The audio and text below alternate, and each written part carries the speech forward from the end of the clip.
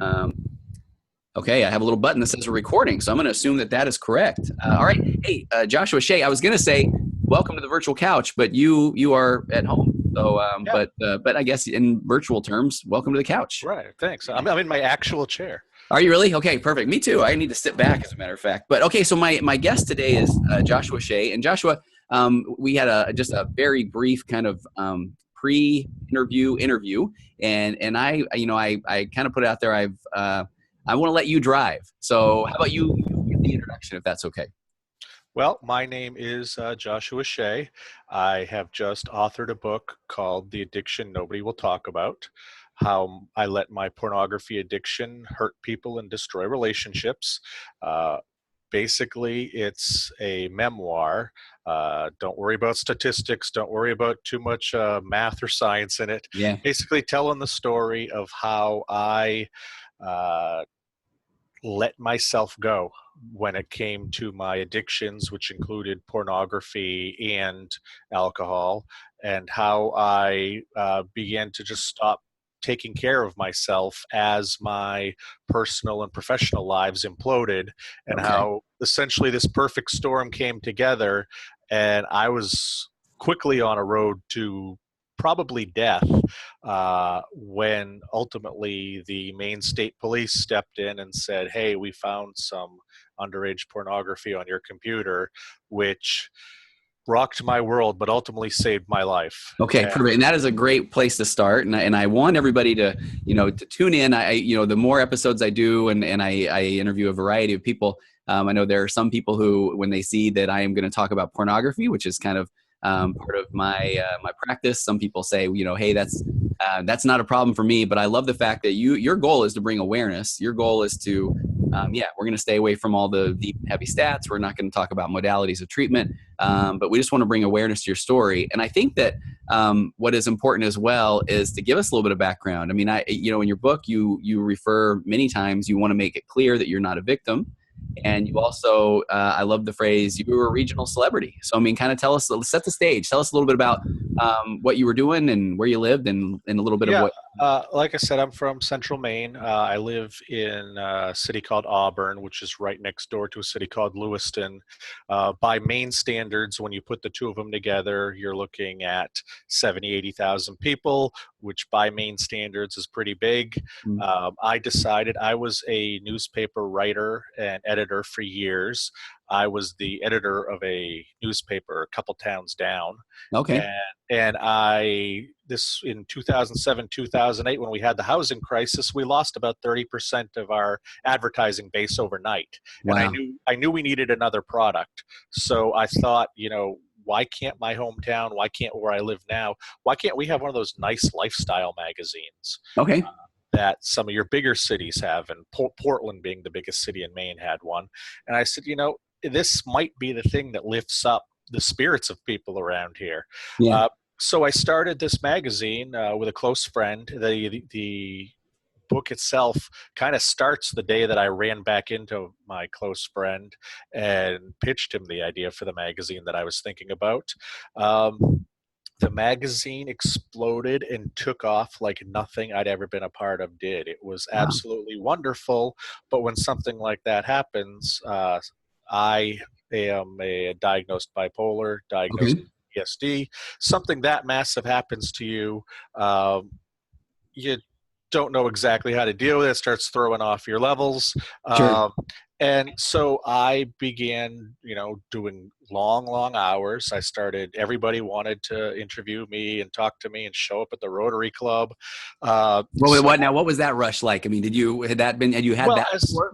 I have since been actually diagnosed with likely having a narcissistic disorder. Okay. So it was friggin' awesome. Yeah. Right. Everybody wanted to pay attention to me. Everybody was putting me up on a pedestal. And I talk a lot about this in the book. That's a lot of what I worked for in life. I didn't really care about putting out a great magazine. I cared about putting out something that everybody said, "Hey, Josh, you're awesome." Gotcha. Okay. So And you were getting that itch scratch, and I'm curious I though. was getting Yeah. that scratched, but it needed to keep going. Yeah. So After about a year, I decided to launch a film festival that Okay. we did in Central Maine. That quickly, within I think 2 or 3 years, Movie Maker magazine had called it one of the 25 coolest in the country Wow. as far as film festivals go. I decided that what this town needs even more is more of me. So I ran for my local city council and won that. Uh, Okay. After a few months, I realized how much I hated being a politician, and that Mm. I really ran just as a popularity contest. Okay. So I kept adding things. I'm running a magazine. I'm running a film festival. I'm trying to be a city councilor. Hey, let me Well, ask you then, where did you see that going? I mean, because that is a good rapid question. ascent, No right? idea. No idea. I just Well, up, okay. up, up, up, up Not until president of the United States no, or running a con maybe, or yeah. yeah. I once heard Bill Murray say, if you want to be rich and famous, just try working on being rich Mm. and see if that does it for you. I Yeah. was kind of the exact opposite. I didn't care about being rich, I cared about being famous, Okay. and or just having a lot of people throw their attention at me.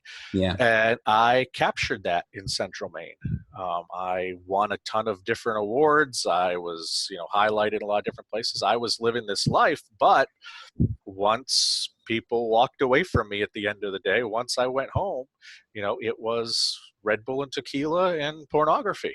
Okay. So, and tell me about what was your family situation at that point during this rise? I have been married for 14, 15 years now. Okay. And My wife has always known that I've been very driven Mm. to succeed professionally.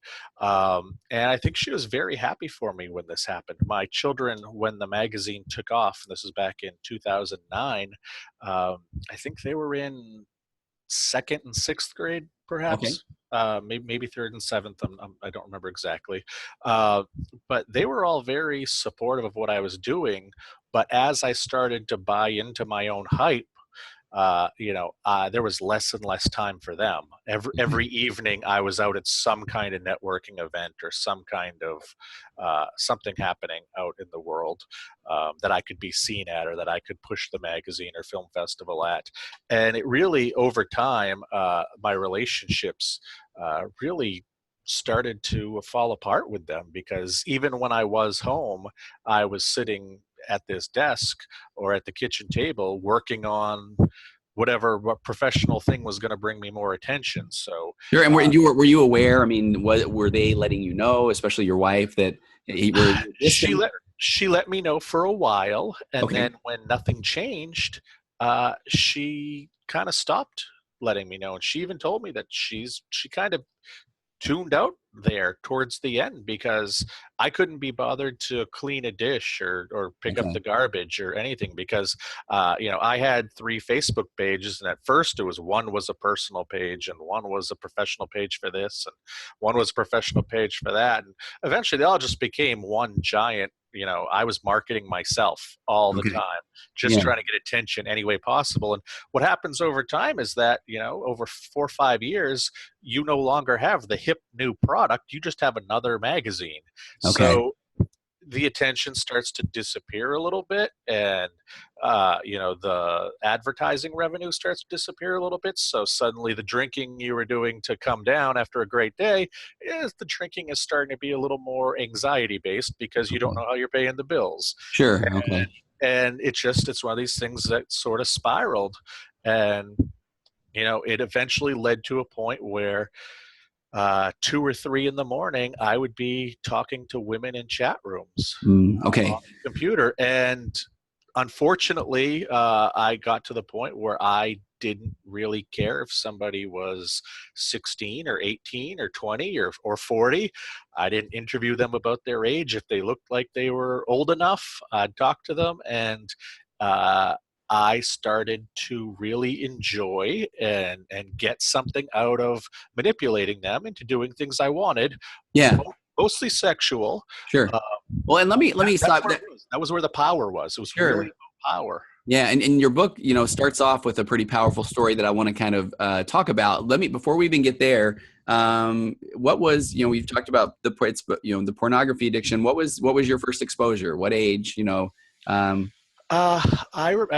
do share this story in the book. I remember probably 7, 8, 9 years old. I went to my cousin's summer camp, and he had 3 Penthouse magazines. Okay. And I had seen, naked ladies on HBO. I might have even seen a Playboy. I'm not sure, but this was the first real exposure to hardcore pornography, the act of sex Sure. that I think I'd seen. And it was like, discovering, the lost tomb of King Tut. This was something special. Yeah. Uh, and it really reminds me of the first time that I got drunk.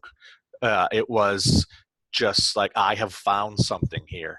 And Okay. even though I was 8 or 9 years old, I found something here. And it was probably 5 years before I saw another adult magazine, or even longer for an adult video. But just those 5, 6 minutes of seeing that at my cousin's camp, absolutely fixated. Well, and I think I want to bring. I know that I'm going to have my listeners, but you're going to bring a lot of new listeners to the podcast. And there's a thing that I love to share, and that is when we talk about this, the term of being sexualized young. In the old days, we talked about, it was basically if someone had been molested was being sexualized. But now we know that early exposure to pornography in any kind of form sexualizes. And I think you're laying that out, perfectly, because from that point on, then if you see your teacher, you don't just see Mrs. Johnson, you see a woman who has breasts, and, you start to Right. sexualize, right? I mean, was that the case? Yes, and there was also, I come from a very French Catholic family. Okay. So, Guilt and shame. exactly. I mean, short of wearing a burqa, there was no nudity. There was no talk of sex. That was my home growing up. Okay. Um, when I was young, the person who was my caregiver during the days while my parents were at work, before I actually started elementary school, she had some real issues. Looking back now, I can see she had some real serious OCD issues, Mm. and like that. And there was a level of, I don't like to call it abuse because I know people who have been abused, but there was some major inappropriate Okay. sexual behavior. There was some mental abuse going on there. Okay. So definitely And so, boundaries being broken. boundaries being broken, and it was night and day to what I had at home. So I would get somebody or the family even talking about sex, being very open, R-rated movies being on TV, just. And then at home, it was a completely different story. So the two major places that I was being cared for when I was young, I was getting very conflicting stories, Yeah, sure. and pictures of what was appropriate and what wasn't.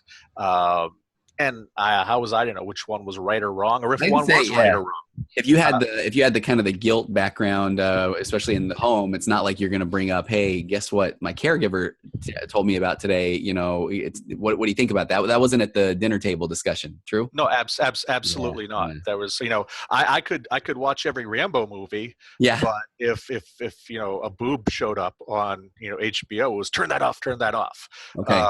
So it's like, okay, well, clearly there's something up about this that they don't want me to see at home. Yeah. But then at the caregiver, well, heck, it doesn't matter what's on TV, and that's almost to be celebrated. So just No, two it's two huge. big conflicting Yeah, I mean, a ideas. huge plug for when working with your kids, teenagers, or whatever, trying to go in there and not immediately guilt, shame, or fix or judge. We want teenagers to be able to open up and just kind of share their experience. I know that can sound like a pipe dream because it's hard as a parent not to, like turn that off, right? I mean, but it would be better to kind of be able to have some sort of discussion. Right. I need that plug in there, right? Okay, so there's the early exposure. Then throughout high school, were you sexually active? Did you have girlfriends? I think I was very normal for a kid in the early to mid 90s.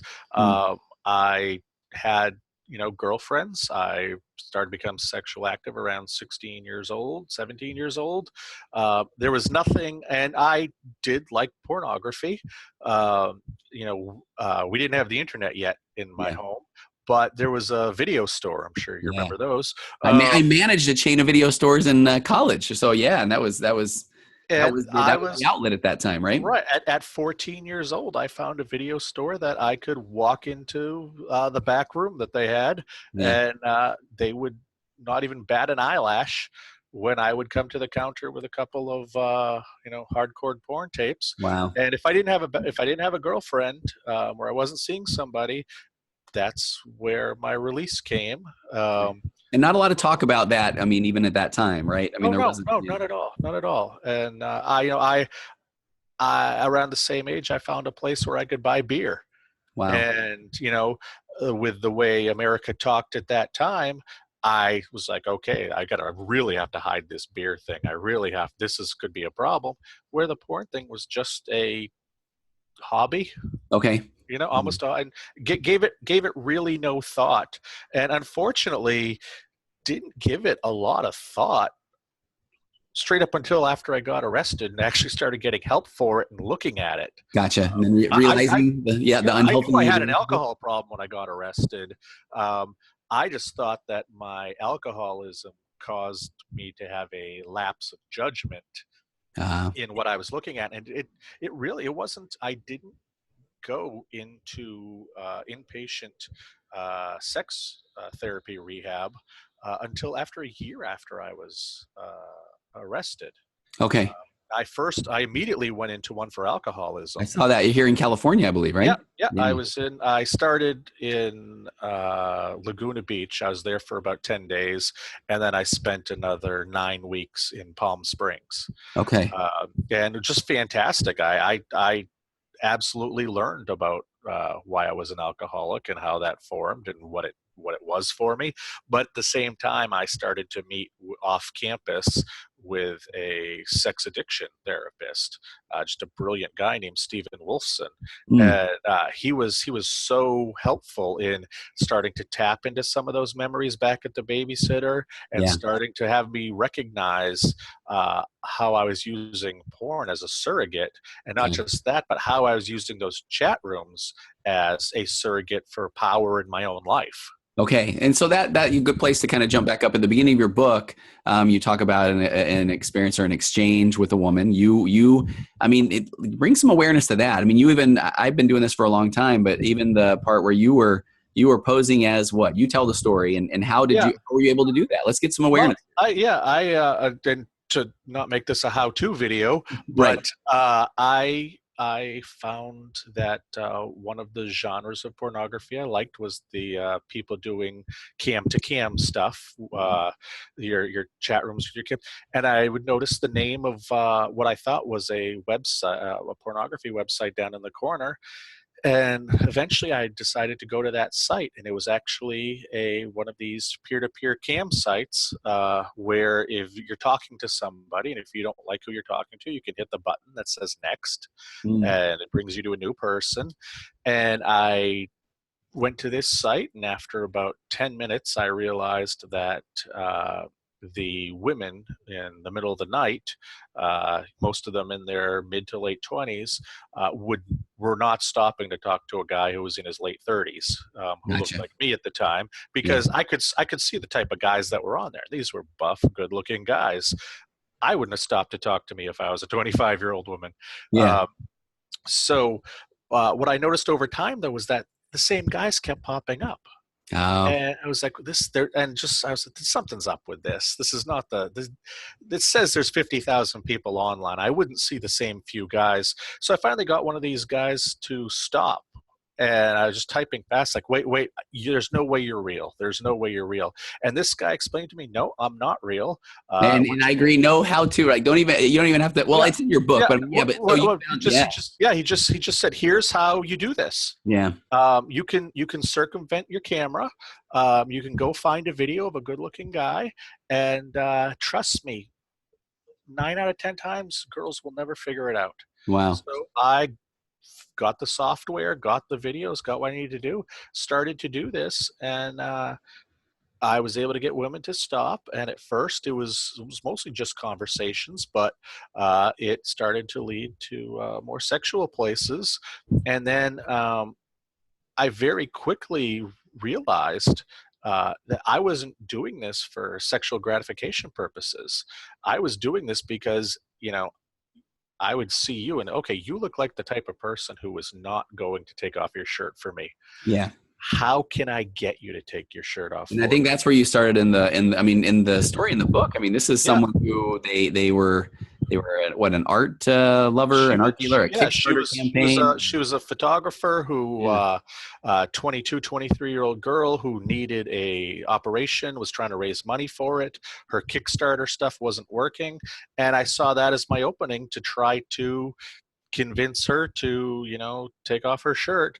And I think I showed in the book where I push it a little bit, Yeah. see her starting to push back, then I pull back. And meanwhile, while I'm talking to her, and she can't see me obviously because she's looking at a video, Yeah. I'm off to the side. I've got half of my screen doing that. The other half of my screen, any little bit of information she gives me, I'm on the internet figuring out who the heck she really is. That's what blows me away because, I will say that the stereotype is, because I have parents, when I'm working with teenagers in particular, where they say, no, my friends are online, they're real. And I want to validate that for my teenagers. I don't want them to feel like I'm not listening.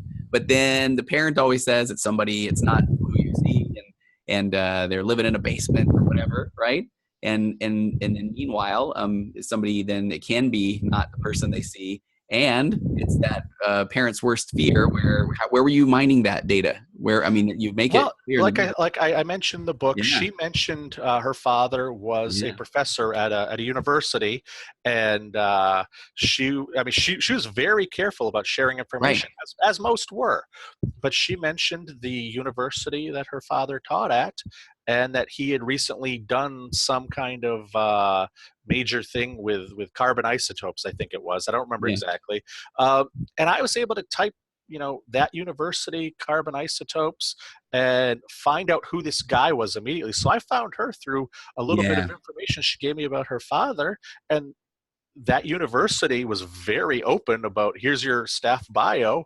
Wow. Um, Everything I needed to know about them.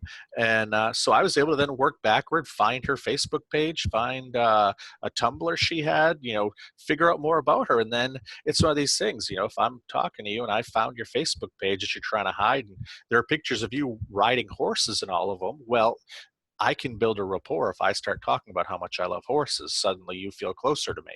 Well, I think, and you had a point in the book there where you were talking about, this particular thing you were trying to get her to do, and then you said, what you were a ballerina, right? And you knew Yeah, that, and I I knew felt, she was a wow, ballerina. yeah. And then that was where she gets excited, like, holy cow, Right. this gets me, right? Yeah, yeah, absolutely. And Yeah, I mean, it's your catfishing, it's yeah, your, absolute, stereotypical grooming kind of thing. yeah. And what happened with me was, as I continued to do this, and I was also had the background of being an investigative reporter. I'm Okay, very good at finding information, and I know where to find information quickly and yeah, how to link it from one thing to another. I'm also very good at just reading people yeah, uh, and telling people what they want to hear. I'm an addict. That's what we yeah, do. We tell people yeah. what they want to hear. Sure. So, this was something that I kept doing and kept doing, and usually it led to a sexual place, or I tried to lead it there, and it was a game. If Yeah, I found a woman online and she was immediately like, "Let me start taking my clothes off for you," I didn't want that. That wasn't fun. That right. was not a challenge. Yeah, I wanted to try to achieve something, because so much of my life was going to crap, yeah, that if I could convince this person to bend to my will the way that I used to convince everybody to bend to my will, I still had something. I still had sure. something. And Yeah. so when I would get a woman to do this, I would take a screen capture. And Mm, at the very end, I'd even take a 30-second video. And this was not for sexual gratification purposes. There's a world of porn out there for that. sure. This This is more this of a was conquest, right? this was a Or trophy. trophy. This was an Yeah. absolute trophy. And I talk about in the book a little bit later on, where I came to realize that in my office at the magazine that I was running, I had a wall of trophies and plaques, and that's why I did it. Sure. Was for the trophy, for the conquest. And once you get that, what do you have? You need the next conquest. And so as I descended into the porn addiction, I wasn't taking my psych meds. Okay. sleeping about 3 hours a night. I was drinking 3 times a day. I was not healthy. It was going to very bad places very fast. Thankfully, the police intervened, Yeah. because I don't know how many more months I would have had, and what decisions I would have made, and how things would have rolled. I mean, at the time, it's scary as hell when they show up at your door. Sure. But now, almost 4 years later, I can look back and recognize that, it's almost cheesy to say, but it's like they were angels at my door. Uh, Okay. they really, really saved my life. Was there any truth to, sometimes you hear the cliche of someone, and you kind of alluded to this earlier, not really caring at some point about consequences or not thinking about them? Was there any part of you that anticipated at some point you would get caught or wanted to get caught? Or is that too cliche? I knew that my life could not keep going the way it was. Okay. I knew that something was going to break. And I think that's important, I right? don't know. I don't know where it was. I mentioned in the book, I saw their cars pull up front of my house, Yeah. and like a cheesy '70s cop movie, there's no such thing as an unmarked car. These were police cars. Sure. It was very obvious that the police showed up at my house. I did not know what it was for. When they stepped out of the car, I didn't immediately think, it's because of that. Yeah. I knew it was bad, because you don't get 3 and 4, unmarked cars showing up at your house at one time. Yeah. But I didn't know exactly what it was for, but I knew that the way my health was, the way that things were going for me professionally, personally, it was going down a bad, bad road. Well, and what you said, I think as a therapist, I get to that. I hear that in hindsight all the time, where somebody says they don't know where it's going, but they know it can't keep up this way. And so did you have, but were you having those moments where, okay, after you get a trophy, were you, I'm not going to do this again? Or was it what's next? No, it was what's next, because I wasn't struggling with addiction. I was fully into it. Yeah. But I wasn't struggling with it. I was embracing it. I was, like I said, I was drinking all the time. I was almost every evening I was utilizing pornography, whether it was legal or whether it was these chat rooms. It was, my magazine started heading south business wise. I thought the best thing for me to do was to pull myself off my meds so I could tap into my manic side. Yeah. Because if I tapped into the manic side, I might save this whole thing. The pills, maybe they focused me, but they deadened this unending amount of energy that I had, this creative energy, this drive. So if I pulled myself off of the pills, I could tap into that. Well, unfortunately, that obviously didn't work. Yeah, absolutely. Yeah. So it was it was a bad scene that I was not physically, emotionally going to be able to keep going. And so, this is how it ended. I mean, yeah. statistically, I probably should have driven into a house because I was drunk. Okay. You look at the amount of time I spent on pornography versus drinking, it was a small percentage, but that's what got me. And something was going to get me. This is what it happened to be. And thankfully it was this, because it showed me I really did have a problem in that area. Yeah. And I think, and I want to kind of move on with your narrative, but I want to, you talk about awareness. I think when people get to that point where they are aware of it's, I'm not sure how it's going to end, but it can't keep up like this. I mean, that is the part where I wish that there's our public service announcement of, hey, at that point, just do me a solid and go talk with somebody, right? Right. Therapist, confidentiality, whatever, but at least go put a voice to this, because I think people just at that moment, they just say, I know it can't keep up, but they're not willing to do anything. True? No, exactly. It's I don't have the hour to go see a therapist. Exactly. I've seen therapists off and on through the years. Okay. And I'd never really had a great therapist. Okay. I'd never been 100% honest with a therapist. I think that's huge, right? And I was still, and I'll tell you what, and this is something I only came to about 2 years ago, and my therapist now, who's a wonderful woman, actually laughed at me, which is what I need. Okay. I said to her, you know what I realized the other day? You don't have the silver bullet. Oh gosh. Okay. I've Yeah. been going to therapy for so long. I'm waiting for you to give me the silver bullet. I'm waiting for you to give me the key. I'm waiting for you, whether it's a pill or Yep. whether it's that one statement that unlocks the kingdom to my mind. Yep. I've been waiting for this. And I was in therapy off and on for 15 years, going back to being 20 years old. Yeah. And I never got that. And so a lot of it felt like a waste of time because I'm sitting here waiting for you to tell me this thing I need to hear or give me the special pill I need to have. And it never came. And that was absolutely the faulty thinking on my end of that's what Amen. therapy is supposed to do. It's Yeah. supposed to fix me where really you're a guide to letting me fix myself. Therapy is Yeah. a DIY It project. is. We find out like what we're trained to say, okay, tell me what you bring to the table. I've got some expertise. Let me help you and guide you. But guess what? That requires work. You nailed it. I mean, I had that experience a few years ago as well, where a guy he's like, yeah, I don't even know why I'm here. He had been through some pretty expensive group and individual and programs and somebody had convinced him to come see me. And that's why I said, I'm like, so what am I going to do different? Like, do I got a little chant or like I can give you an M&M and turn it upside down and say the W is for, whoa, these really work. Or I'm not sure what I'm supposed to do because it sounds like you're telling me I'm not really willing to do the work. Right. So right. I love that. And then the quick plug as well. I love what you said earlier.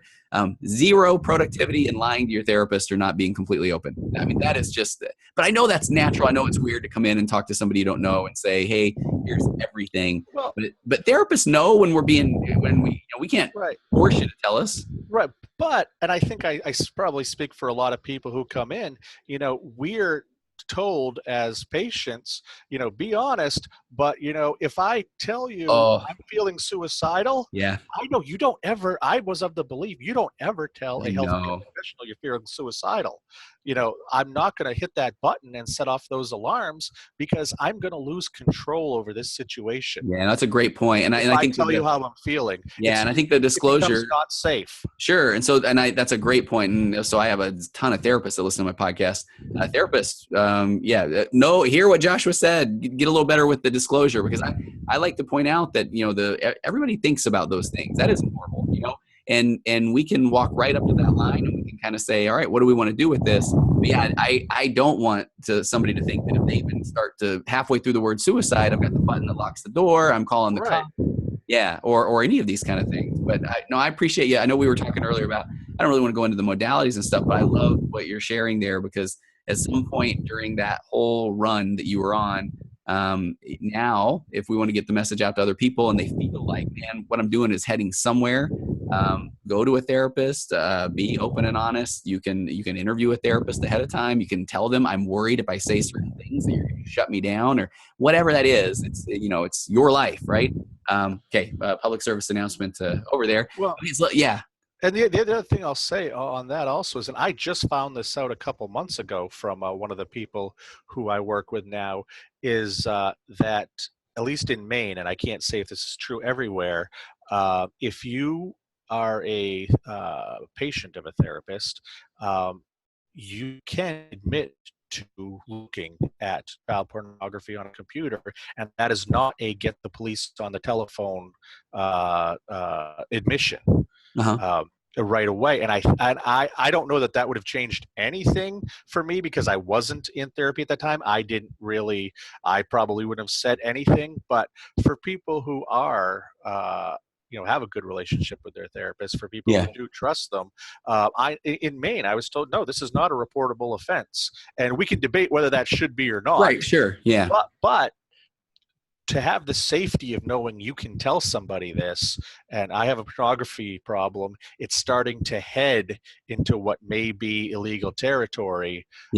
I need help, and not be afraid that when you leave the session, there's a police car out front. It's not an episode of To Catch a Predator. Sure. Yeah, exactly. Right. So that, again, that's a safe place kind of thing that needs to be nurtured, I think, among people who, have the thing that comes, with pornography is great shame, great embarrassment. Something's wrong with me. Why would I tell anybody? Right. Because I mean, I do work with that. It is a addiction of isolation. and, and shame and guilt and that sort of thing. Right. So Absolutely. where do we go next? I mean, do you want to fast forward to, what happened, what the effect that had on your family, what the last couple of years have been like? You tell me, because I love what you're Yeah, sharing. no, like I said, everything imploded. That Yeah. was March 20th, 2014. Okay. And I immediately had to, I called my wife from the police car. She was at work, and I said, I need you to go get $500. They tell me that's going to be my bail. I looked at pictures online. I didn't get into it, but I looked at pictures online that were underage. Don't worry, it wasn't little kids. Mm. Um, to me, there's still a big difference between looking at someone who's a sexually developed 16-year-old and a 4-year-old. Yeah. Still very illegal, very Yeah. much crossing a line, but there's a difference. And my wife said, "Okay, I'll come. I'll get you." She came and picked me up at the jail. I went to my office for a minute to tell them that there'd be something happening here soon. That was an hour after I was arrested. I was bailed out and went to my office. 2 newspapers had already been there to try to find Wow. out what was going on. The police sent a press release. Pretty much the moment I was arrested. So when my wife and I left my office and tried to go back to my house, there was a TV news van in front. Wow. So we had just kept on driving. I went to my parents' house. We went and picked up the kids from school. It changed our life in a blink of an eye. I mean, you hear about those cliches where suddenly everything is different. That was absolutely the case. Suddenly everything was different. I met with my lawyer, and thankfully I had no record in the past, a model citizen. There was clearly some addictive issues there, so he suggested I go off to rehab for alcohol, Okay. and which was absolutely smart because I knew I drank too much. I had no idea just what it was. I thought that I was going away for 28 days, just like the Wow. Sandra Bullock movie, Sure. Yeah. and 70 days later. I left, so I was there for 10 weeks, and absolutely transformative. When I came home, I got into some real deep therapy. That's where we started talking more about the pornography, more about my sexuality and my views on it. Okay. And after talking with my lawyer a bit more, and the legal process is very slow, especially in a case like mine where we were trying to get as much scientific information of what was going on. I had uh, different tests to be proven that I was a low risk for reoffense. Okay. That this, trying to build a resume for myself. And after talking with my current therapist and my lawyer, I was like, okay, well, before we go and sit down for a plea bargain, let's have me go off to sex rehab, and let's see if there's something there. And that was mind blowing. I What mean, when you say that, what comes to mind? What was well, the? it's so strange to me that you can put 35 or 40 very critically broken people together and you get a positive result. Mm. It just seems like it shouldn't work, but I went off to Sante Center for Healing in Texas, and they had some brilliant therapists there in both the small groups and large groups. They mixed us up. I learned just as much about myself from talking to some of the women who had eating disorders. Mm. Uh, as I did from talking to someone who also had a pornography addiction. Okay. Uh, and they had people of also with drug and alcohol problems, and putting us together and separating us into our specifics, but mixing in as a community and really cutting you off from the outside world. You've got 5 minutes to talk on the phone per day. You don't have television. You're eating what they tell you to eat when they tell you to eat it. Mm. It sounds like jail, and at first it feels like it, Yeah. but when you start digging and doing some of the work and getting down there and having those aha moments, and having those epiphanies. It's so powerful when you start connecting the dots. And I recognize that, especially having spent some time in jail with people who unfortunately have addictions or mental issues, that they don't have the resources to get the kind of help I was able to. Yeah. I was able to spend, from the day I was arrested to the day that I was sentenced, it was 22 months. Wow. I was able to spend a tremendous amount of that time, full time, working on myself. Sure. And I'm so grateful for that experience to really, just clear the fog and see what was there and what shouldn't be there, and what were the stories I told myself, and Yeah. And and, I and, like you and which saying, ones were true, which ones okay. weren't true. Yeah. And really, it was being able to go away and disconnect and be in the, I'm in Maine. We're celebrating today that it's 40 degrees. Yeah. We're thrilled. Yeah. To go into a hot, sweaty place like Texas or Palm Springs with a bunch of strangers who I otherwise probably would have crossed the street to avoid 2 years earlier, but to get to know them and know their stories on a deep level. Um, you But I know, like you're talking about that full-time introspective work, though. I feel yeah, sometimes handcuffed as a therapist of getting someone even once, maybe twice a week for an hour, and sometimes I want to say, man, we got to do this more than just in my office, right? But then right. people do get caught up in family and work and that sort of thing, and sometimes feel like it's just not possible. Well, I'll tell you, even just recently, I just switched from going once a week for an hour to going every other week for 2 hours, Okay. because that second hour Yeah. is so powerful. Yeah. Still in my life is so powerful, that we get to the 45-minute point. It's like, okay, breakthrough. Yeah. Well, our time is up. And it's funny you say that. I have a handful of clients that have started to do that exact thing. It's funny you bring that up. The every other week, 2 hours, because even as a therapist, sometimes you feel like you want to deliver in that 45, 50-minute period. And so if we can kind of find one thing and we leave and go, yeah, but then now they've got a week, of Right. right. And And I was finding myself, I'd hit the car and be like, I wanted to say this. I wanted to say this. absolutely. This is the Yeah. next thing. And it's funny because I could do an hour in the morning, but I find I have to do 2 hours in the afternoon, because that second hour is still so emotionally and mentally exhausting that Yeah. if I do it in the morning, I'm wrecked for the day. Yeah. No, that's a fair point. I need to Yeah. do it in the afternoon, because I still have those aha moments. Uh, I cherish those, because it's like, in one way I feel a little bit stupid that I hadn't figured out this piece of information a long time ago. But then it's like, here's another little silver bullet. Here's another little silver bullet. Here are the silver bullets I've been waiting for. They don't come from sitting in a chair across from somebody who's got some diplomas on his wall and just waiting for him to tell me what the deal is. If you want therapy to work, you got to get in there and do the hard work, and that's where you're going to see those little silver bullets. Let me ask you, are there some things that you took away from that inpatient treatment in Texas that if do people ask you, hey, give me some advice, or what would you tell somebody that's, at that moment where they aren't sure if they have a problem or don't have a problem, or you have some kind Well, of things you're starting if you're, I mean, if it gets to the point that you're going to inpatient rehab, you're going either because you have a problem and you want to address it, or the legal system is making you go, yeah, or somebody in your family is making you go. And if mommy and daddy cut you off money wise, you don't have money for your drugs, so you'll go play along. sure. And you'll see all three of those groups of people.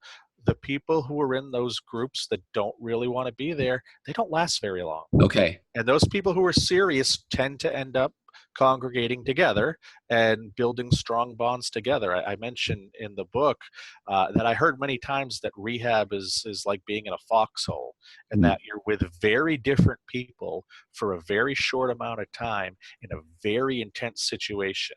And you can't quite explain it to anybody who wasn't there. And afterwards, you may try to remain friends, but it's hard yeah. because you are such different people in real life. but you're all stuck in this one little spot experiencing this amazing transformation. And the ones who I have kept in touch with and the ones who I was closest to, we have success stories. I Mm. can tell you plenty of non-success stories, but they weren't people who were truly ready for inpatient rehab. And had you sent me there at 27 or 28 years old and said you have a pornography problem or you have Yeah. a drinking problem, which I did have at that time, I wouldn't have lasted more than 2 or 3 weeks. It's something you really need to want. You need to work it. You need to take it seriously and recognize that just as much healing takes place outside of the therapy room when you're sitting and having dinner with a friend, Yeah. when you're just having, sitting outside at night talking to a friend. Um, Well, I for think that's the point. You bring up a good point. I know that we often say people have to hit the rock bottom before they're going to do anything. And I think that we need to start, and that's why I love you when we were talking earlier about its awareness, is I just want to at least start to get the dialogue out there a little more for people that maybe are, I hear this all the time, casual pornography users. It's not doing anything to me. But meanwhile, it is kind of starting to warp the sexuality. It is starting to amp up to maybe more and more things. It is, I was curious. Well, you go, because I've got another question. there's no reason you ever actually have to look at pornography. Okay, thank you. Okay, there There's we no go. reason you ever actually have to drink. There's Okay, no reason you ever actually have to gamble. okay. But we do this to deal with other problems. That's And where I if go. I mean, we got don't to, address those yes, other problems, yeah, all of those side effects of numbing, those are all just things to numb you. yep. Those are Coping all, mechanisms, yeah, checking out, whatever. that's all Yeah. they are.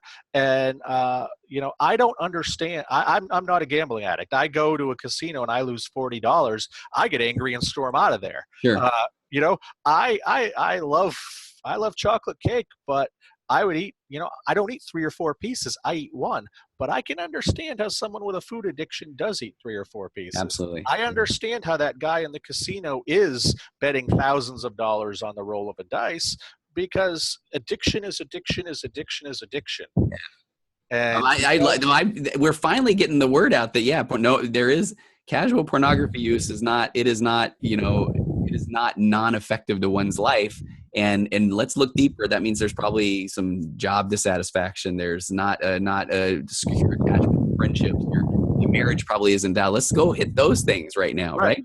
And I was a little bit of all of them. Okay. Yeah. I had so many little things happening there where, it's completely easier to spend 15 minutes with a porn site when you're as busy as I was, Yeah. than to spend some real time developing intimacy and actually, being with my wife. Just, I can do it like this. I can satisfy myself real fast, get right back to work, keep working that way. When it comes to, pornography, nobody on the screen's ever going to say no. Yeah. You don't have to be vulnerable. You're not going to get rejected. No. What do I want? Do I want somebody who's a blonde woman tonight? Do I want somebody, who is wearing a schoolgirl outfit? Whatever I want tonight, well, here's the search bar. I'll find it. Yeah. It's a never-ending supply, and it's always new. Yeah. I don't know people who use the same pornography twice very often.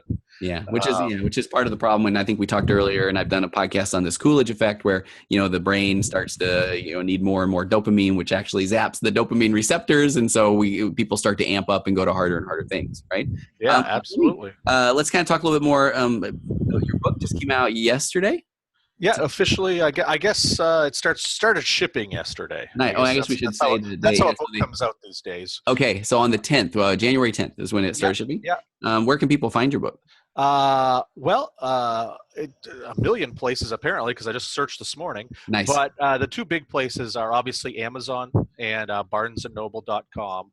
You can either type in my name, Joshua Shea, or you can type in the addiction nobody will talk about. Okay. And you'll find it there. Tell me about your website. So you've got recoveringpornaddict.com. What's there? I decided during the summer, when I was in the very final stages of the book and it was moving over to a publisher, that what I wrote was a memoir. The book that you're going to read is really my story, and my story day in and day out, and how I screwed up my business and how I screwed up my relationships. It's not a heavy tome of statistics and No, medical yeah, data. yeah, very, It's very it's a my good read. story. Yeah, But I realized that somebody who was going to look at this book, or maybe wanted to learn a little bit more, or wanted to delve a little bit deeper, what would be a resource that I could provide? So I opened up recoveringpornaddict.com. I usually put one or two blog postings up every week for myself. Often one will be memoir based, story about myself, and one will be resource based, okay, or a little bit of both. I just put one up about how, while my whole mindset right now is pornography addiction, I have to remind myself every day that I have just as bad an alcohol addiction. sure, yeah, And truthfully, a Sunday afternoon rolls around and the Patriots are on TV. I haven't had a drink in almost 4 years, and I yeah, still immediately get the taste of yeah. a fantastic IPA in my mouth. Almost like a Pavlov dog salivating. Yes, It literally is football's the trigger, right? Yeah, sure. well, and many. I was in an airport 2 years ago. I hadn't been in one.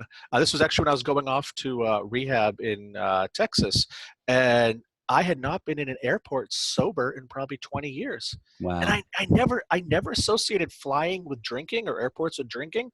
I went into that airport. I had been sober for about 18 months at the time, and I saw a bar there, and I went back to what one of my alcohol counselors said, which is, stand up and walk away. I love it. Anytime you think you're going to drink, go sit over there. Yeah, yeah, And I had to get up, go 3 gates down, sit over there. I could still see the board when my flight was leaving, but flying was a trigger. Who knew?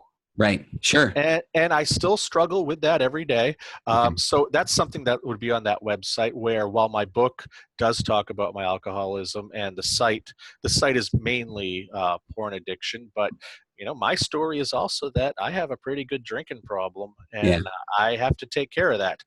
There are a lot of resources if somebody's looking for a rehab. okay. Why I thought rehab worked for me.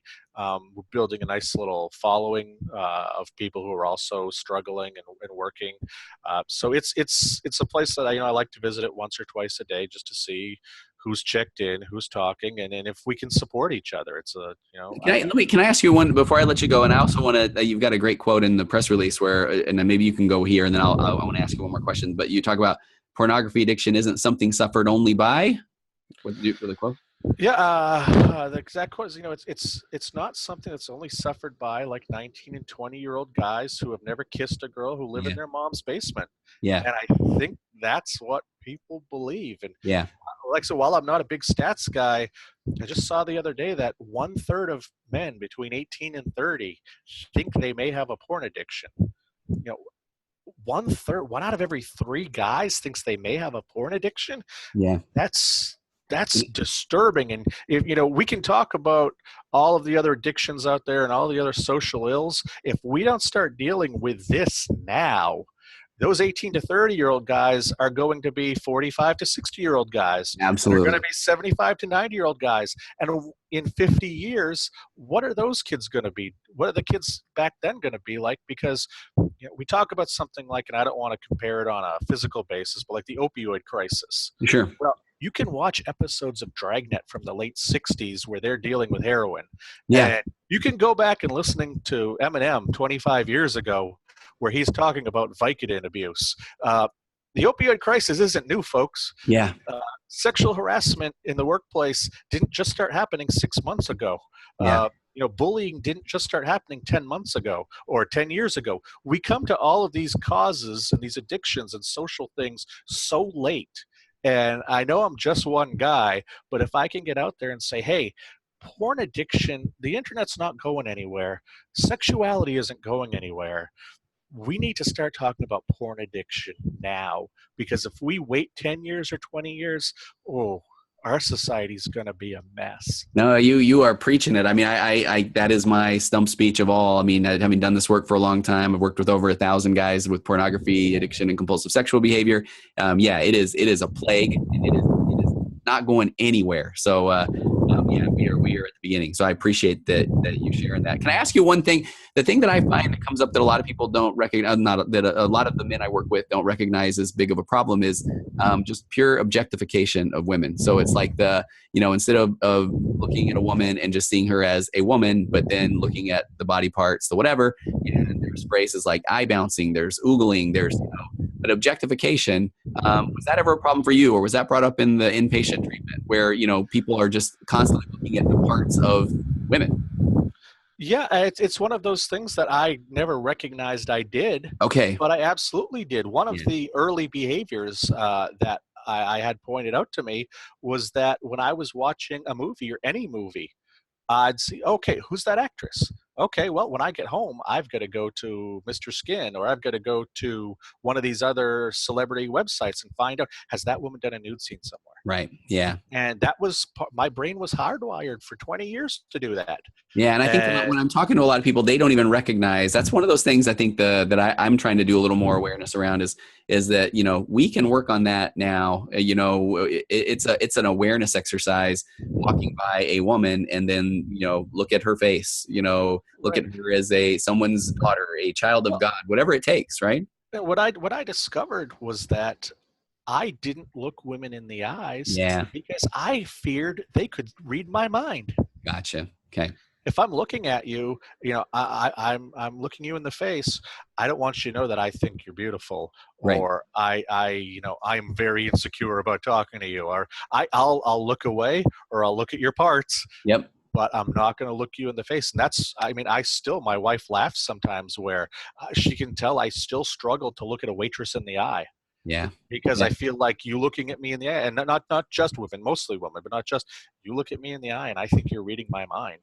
Yeah. And And that's where the insecurity. I'm okay with it. I'm okay with it now. But Yeah. back then, I didn't want anybody to go into here. Yeah. Sure. That was a Yeah. place I was hiding way too much. Yeah. Well, okay. I know you have a lot of things coming up, interviews. You talked about some TV Yep. appearances. I really appreciate you taking the time. I really do. And I appreciate you giving this to me. This is one of those things that I love promotion. I have an entrepreneurial side, and this time I want to get out there and help people. And Yeah. I have no idea how to do this. So, you allowing somebody like me who is just entering into this area, who hopefully I can make a difference moving forward. You work with people one-on-one. Hopefully I can get some of those people who are just walking along on the street who think anybody who looks at porn is horrible. Yeah. I want to start waking some of them up, and you allowing somebody like me to come on the show is huge, and I really appreciate it. No, you've been wonderful. And it's funny, I'm the world's worst promoter at times because I don't want people to think that's all I'm about. But I mean, I have a online program, The Path Back, which is it's what are you selling today? Right, exactly. But it's all about, that has been years in the making for me of its videos and 40-something videos and workbook, and it's all about pornography, addiction, and compulsive sexual behavior. And basically it is how to reclaim a purpose-driven, meaningful life so that we don't have to turn back to those behaviors. So I'm grateful. I'll plug your site. I'll put that on mine, The Recovering Porn Addict. And the book it's not a dry read. It is a memoir and a narrative, and I really appreciate your honesty. That's so big. I mean, I work with people all the time that will get to the point where they're honest, but they're not about to go to the next level and kind of put themselves out there. Because you'll get some people that'll say various things, right? But you're going to help a lot of people, though. I'll tell you, at the time, I hated the fact that all of my skeletons are on the front page or on TV news. But I look at it now and go, you know what? I don't have anything to hide. Isn't that an amazing feeling? That's freeing. Yeah. And so I'll go out there, and for everybody who has something to hide, and I understand why they do, and I understand the shame and embarrassment. I still carry it. But this is something that, thankfully, I've been put into a position where I can share my story openly because it was shared for me. Yeah, right, exactly. I have to say this because I'm going to publish the video of this on my personal or my Tony Overbay Licensed Marriage and Family Therapist Facebook page, and then the audio will go out on the virtual couch. But I meant to say that you were always on a nice roll, but your dog has been amazing, walking around in the background, jumping up on your bed. I can't lie. I was hoping that at some point your dog would do something, maybe go to the bathroom or something like that, just so that we have some sort of viral video. But I just want you to know all is well. behind you. Yeah, well, I think there's some going out that needs to happen here, really. Okay. All right. Joshua Shea, the book is The Addiction Nobody Will Talk About. You can find it on Amazon.com, BarnesandNoble.com, and his website is recoveringpornaddict.com. I am so grateful. Best of luck in promoting this, and I'm sure that you and I will talk again. I hope so. Thank you. Okay. Thanks a lot, Joshua. Okay. Bye-bye. Bye.